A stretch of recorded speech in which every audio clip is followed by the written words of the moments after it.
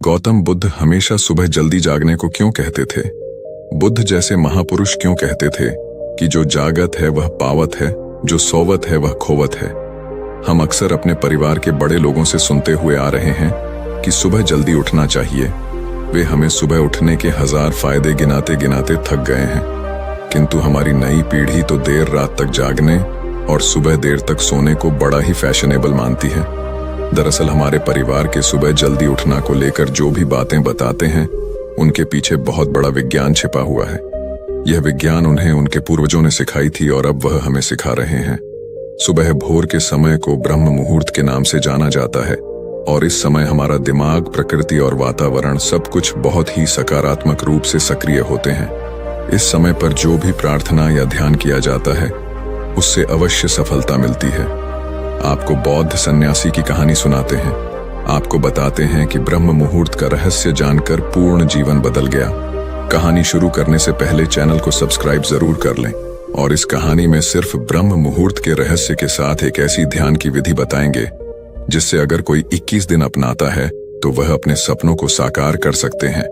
उसे ब्रह्मांड की शक्तियों की विशेष मदद मिलने लगती है।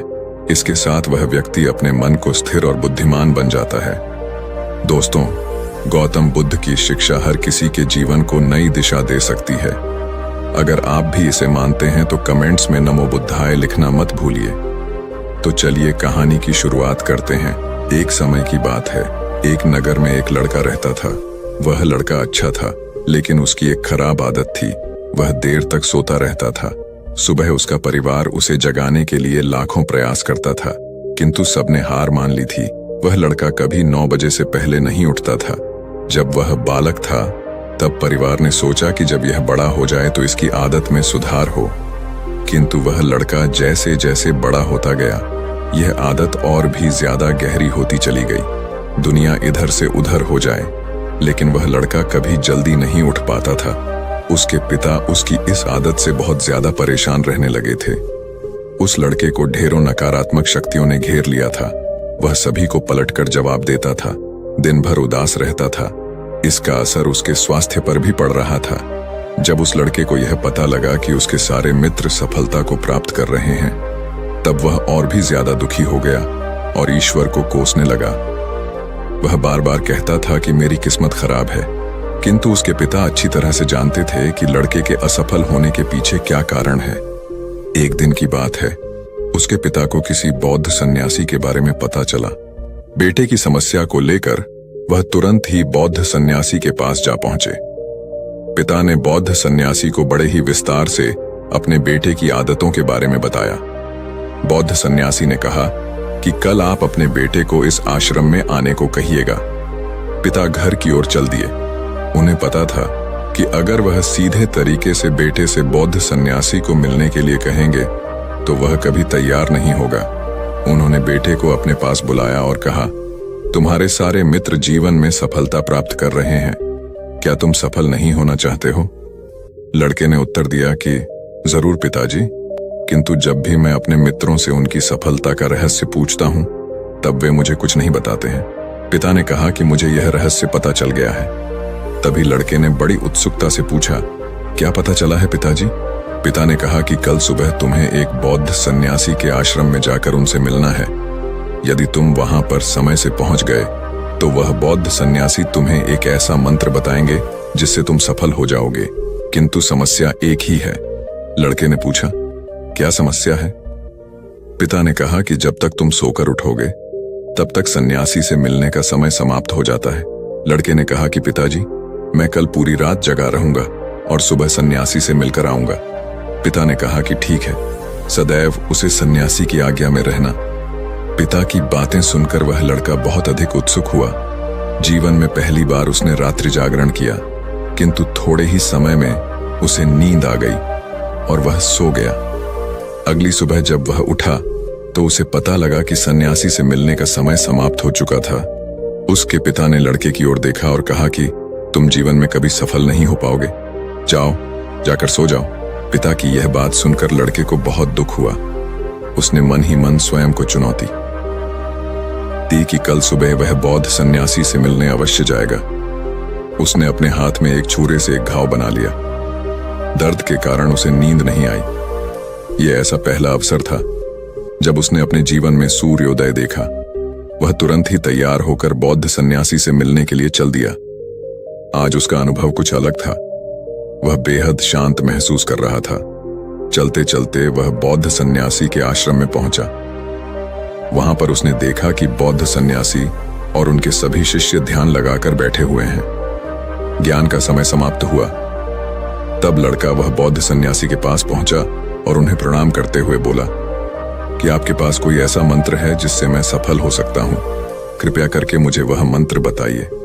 मैं भी अपने मित्रों के समान सफल होना चाहता हूं और अच्छा जीवन जीना चाहता हूं। बौद्ध सन्यासी मुस्कुराए और बोले, अच्छा तो तुम वही बालक हो। तुम्हारे पिता मुझसे मिलने आए थे और उन्होंने तुम्हारे विषय में मुझे सब कुछ बताया। मैं तुम्हें वह मंत्र अवश्य बता देता। किंतु लड़का घबरा गया।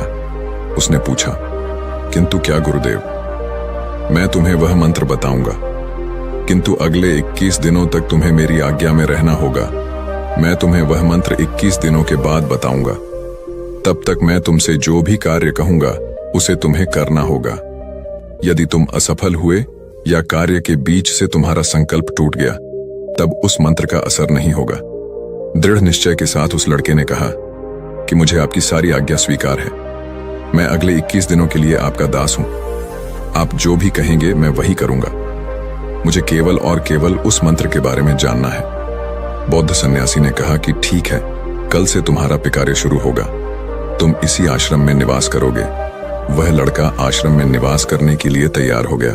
बौद्ध सन्यासी ने कहा कि यहाँ रहते हुए तुम्हें ब्रह्म मुहूर्त में उठना होगा और दूसरे शिष्यों की तरह ध्यान और तप करना होगा। साथ ही आश्रम के कार्यों में भी सहायता करनी होगी। ध्यान रहे, यह संकल्प टूटना नहीं चाहिए। लड़का बौद्ध सन्यासी की बातों से सहमत हो गया। अगले दिन से उसके कार्य के दिन की शुरुआत थी। इस बार लड़का इतना दृढ़ निश्चय था, किंतु 1 सप्ताह बीतने के पश्चात ही उसका संकट टूट गया और वह 8वें दिन देर तक सोता रहा।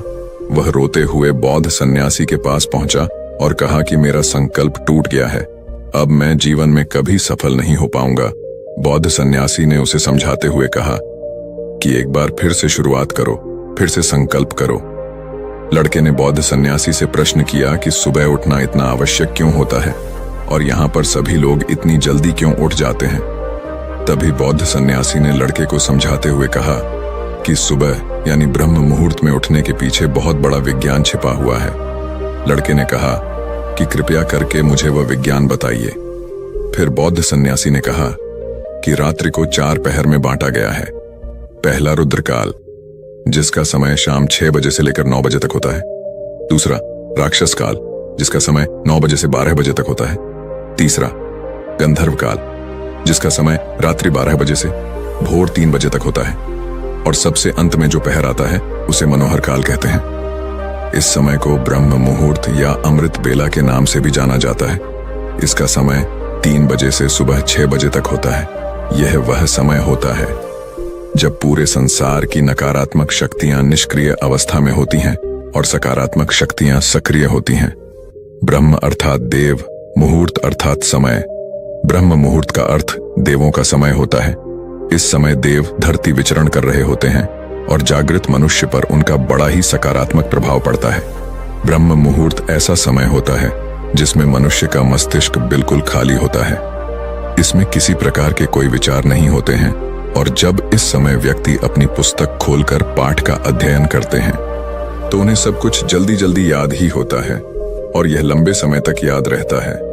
यह ऐसा समय है जिसमें हम ज्ञान को समझने का प्रयास करते हैं। इस कारण और आश्रम के सभी शिष्य और संसार में बहुत से ज्ञानी लोग ब्रह्म मुहूर्त में ही उठ जाते हैं। प्राचीन काल में रोशनी का कोई स्रोत न होने के कारण लोग अपने दिन का समापन सूर्यास्त के साथ और आरंभ सूर्योदय के साथ करते थे। यह एक तरीका है जिससे मानव जीवन प्रकृति के साथ तालमेल बनाकर चलता है। तभी फिर उस लड़के ने कहा कि ठीक है, मैं कल से अपना संकल्प फिर से शुरू करता हूं, किंतु ब्रह्म मुहूर्त में उठकर मुझे क्या क्या करना चाहिए। तब बौद्ध सन्यासी ने कहा कि मैं तुम्हें बताता हूं कि ब्रह्म मुहूर्त में क्या और कैसे करना चाहिए। सबसे पहले उठकर धरती पर पांव रखने से पहले उसे प्रणाम करो। अपनी हथेलियों की ओर देखो और ईश्वर को धन्यवाद दो कि उन्होंने तुम्हें आज का सूर्योदय देखने का अवसर दिया। इसके बाद नित्य कर्म और स्नान करने से शरीर ही नहीं, मन की शुद्धता भी बढ़ती है। स्नान करने के पश्चात ध्यान की प्रक्रिया होती है। ब्रह्म मुहूर्त की ध्यान प्रक्रिया की अवधि 21 दिन तक होती है। इस विधि का उपयोग तब किया जाता है जब आप अपनी कोई मनोकामना की पूर्ति चाहते हैं।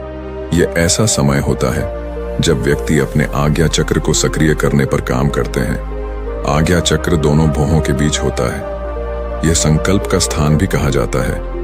अगर इस चक्र पर केंद्रित किया जाए और अपनी मनोकामना को बार बार दोहराई जाए तो मात्र 21 दिनों के भीतर वह पूर्ण हो जाता है। अगर आपके मन में कोई अधूरी मनोकामना है और आप उसे पूरी करना चाहते हैं, तब सबसे पहले उसे मनोकामना का स्पष्टीकरण कर लें। आपको क्या चाहिए, यह निर्णय अवश्य कर लें। इसके बाद ध्यान की विधि को शुरू करें। ब्रह्म मुहूर्त में स्नान के बाद एक ऐसा स्थान चुनें जहां पर वायु का प्रवेश हो। ध्यान में शुद्ध प्राण वायु का होना आवश्यक होता है। ज्ञान की मुद्रा में रीढ़ की हड्डी सीधी होनी चाहिए, साथ ही गर्दन भी सीधी होनी चाहिए। सुखासन की अवस्था में दोनों हाथों को घुटनों पर रखकर आंखें बंद करके बैठ जाए। हाथ की मुट्ठियों को बंद कर ले और 2-3 मिनट तक बिल्कुल शांत हो जाए। जब आपका शरीर स्थिर हो जाए और श्वास भी शांत हो जाए, तब उसके बाद अपना सारा ध्यान आज्ञा चक्र पर लगाएं। इस दौरान लंबी गहरी सांस ली और सांस को रोक कर रखें। इस समय आप अपनी इच्छा को मन ही मन दोहराएं। अपने मन की आंखों से इष्ट देव और देवी देवताओं गुरुओं का चिंतन करें। जब सांस को रोकना कठिन हो जाए, तब धीरे धीरे सांस को बाहर की ओर छोड़ें। सांसों को नाक से भरे और मुख से छोड़ें। इस प्रक्रिया को 3 से 4 बार प्रतिदिन दोहराना है। ऐसा प्रतिदिन करने से आपकी जो मनोकामना है वह अवचेतन मन तक अवश्य पहुंच जाएगी और इच्छा पूर्ति जल्दी होगी। आज्ञा चक्र सक्रिय होता है और हमारी आज्ञा को पूरा करता है। सांस को रोक कर रखने के दौरान शरीर में आपातकालीन स्थिति हो जाती है, जिससे कि आप बेकार की बातें सोचने और विचार करने से बचते हैं। इससे मन की एकाग्रता बढ़ती है। तब इच्छाएं अवचेतन मन तक पहुंचती हैं। ब्रह्म मुहूर्त के समय पर ईश्वर की विशेष कृपा होती है और कोई भी व्यक्ति जब अपनी मनोकामना को इस समय दोहराता है तो उसकी इच्छा जल्द पूरी होती है। इस प्रकार बौद्ध सन्यासी ने उस लड़के को ब्रह्म मुहूर्त का महत्व बताया। अगले 21 दिनों तक उस लड़के ने बड़े ही मन के साथ इस प्रक्रिया को अपनाया। अब वह बहुत ही ज्यादा अनुशासित और शांत स्वभाव का व्यक्ति बन चुका था। अपने संकल्प को पूरा कर लेने के पश्चात वह व्यक्ति बड़े ही प्रसन्न भाव से सन्यासी के पास पहुंचा और कहा, हे गुरुदेव, मैं 21 दिनों का संकल्प पूरा कर लिया हूं। अब कृपया करके मुझे सफल होने का मंत्र बताइए। फिर बौद्ध भिक्षु ने मुस्कुराते हुए कहा कि पिछले 21 दिनों से जो अभ्यास तुम करते हुए आ रहे हो वही तुम्हारी सफलता का मंत्र है। जो व्यक्ति ब्रह्म मुहूर्त में उठकर ध्यान प्रक्रिया को सही से करते हैं वह जीवन में कभी असफल नहीं हो सकते। तुम्हें ब्रह्म मुहूर्त का रहस्य पता चल चुका है। अब इस जीवन पर प्रयत्न करो, तुम्हें जीवन के लक्ष्य और सफलता दोनों प्राप्त होंगे। उस व्यक्ति ने बौद्ध सन्यासी को धन्यवाद दिया और ब्रह्म मुहूर्त के नियमों का पालन जीवन भर करने का वादा भी किया। तो दोस्तों, उम्मीद है इस वीडियो से आपको काफी कुछ सीखने को मिला होगा, और अगर कुछ सीखने को मिला हो तो हमारे इस वीडियो को लाइक, शेयर और बुद्धा स्टोरियन चैनल को सब्सक्राइब जरूर कर लीजिएगा और साथ ही कमेंट में नमो बुद्धाय जरूर लिखिएगा। धन्यवाद।